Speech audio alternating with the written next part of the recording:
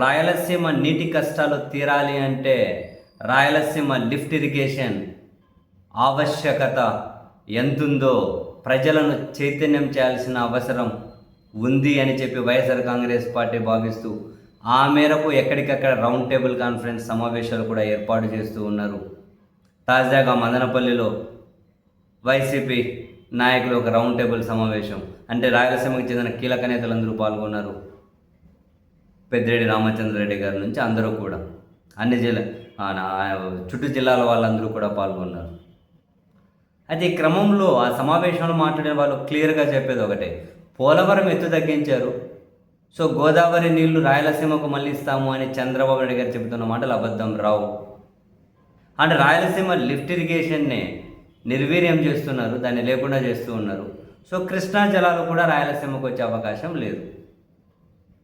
వాస్తవానికి 800 అడుగుల దగ్గర నుంచి తెలంగాణ నీటిని తోడేస్తూ ఉంటే కృష్ణా జలాల ఎక్కువ వినియోగించుకోవాలి రాయలసీమ ప్రజలని 11,000 క్యూసెక్కుల నుంచి పోతిరెడ్డిపాడు హెడ్ రెగ్యులేటరీ సామర్థ్యాన్ని 44,000 క్యూసెక్కులకు రాజశేఖర రెడ్డి గారు పెంచారు. ఆయన నీళ్లు రాయలసీమకు హక్కుగా దక్కిన నీళ్లు పూర్తిగా వాడుకోలేకున్నారు. సో దాన్ని మరింతగా వాడుకోవాలి, హక్కుగా వచ్చే నీళ్లు వాడుకోవాలి అని అంటే రాయలసీమ లిఫ్ట్ ఇరిగేషన్ తప్పక నిర్మించాలని భావించి జగన్ గారు దాన్ని ముందుకు తీసుకెళ్లారు. కానీ చంద్రబాబు గారు శిష్యుడు రేవంత్ రెడ్డి కోసం దాన్ని తాకట్టు పెట్టేశారు అని చెప్పి ఇందులో భక్తులు మాట్లాడారు. ఇందులో మాట్లాడిన మాజీ మంత్రి శైలజానాథ్ గారు మరో కీలకమైనటువంటి కమెంట్ చేశారు.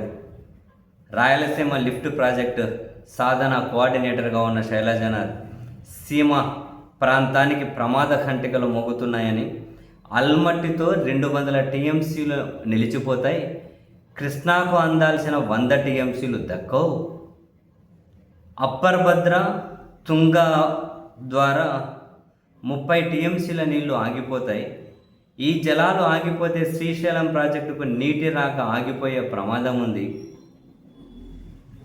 నీటి సమస్యపై మాట్లాడితే చంద్రబాబు ఏమో నోరు మెదపరు, శ్రీశైలంలో మిగిలిన 21 టీఎంసీలు బురద నీళ్ళే అంటున్న చంద్రబాబుకు ఆ బురద నీటి విలువ ఏమిటో తంబళ్ళపల్లె, అనంతపురం ప్రాంతాల రైతులను అడిగితే తెలుస్తుంది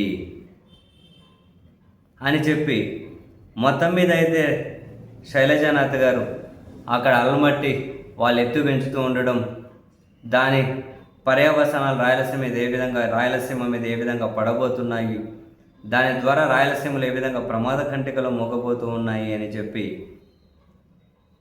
ఆయన కూడా కొన్ని చాలా చాలా ఇంపార్టెంట్ కమెంట్స్ అయితే చేశారు. సో మొత్తం మీద రాయలసీమకు నీళ్లు రావడం, రాయలసీమ పొలాలు పచ్చగా ఉండడం చంద్రబాబుకు ఫస్ట్ నుంచి ఇష్టం ఉండదు అని చెప్పైతే శైలజానాథ్ కామెంట్ చేశారు. అందరి నేతలు పాల్గొన్నారు. మొత్తం మీద రాయలసీమకు సంబంధించి కీలక నేతలందరూ కూడా రౌండ్ టేబుల్ కాన్ఫరెన్స్లో వాస్తవానికి జిల్లాల వారీగా ఏర్పాటు చేస్తూ పోతూ ఉన్నాడు. ఇప్పుడు వీళ్ళు ఉమ్మడి చిత్తూరు, ఉమ్మడి అనంతపురం, ఉమ్మడి కడప, ఈ విధంగా యాక్చువల్గా జనాలలో కూడా చైతన్యం రావాలి. అరే భవిష్యత్తు యుద్ధమంతా నీటి కోసమే జరుగుతుందని చెబుతూ ఉంటారు అంతర్జాతీయంగా కూడా.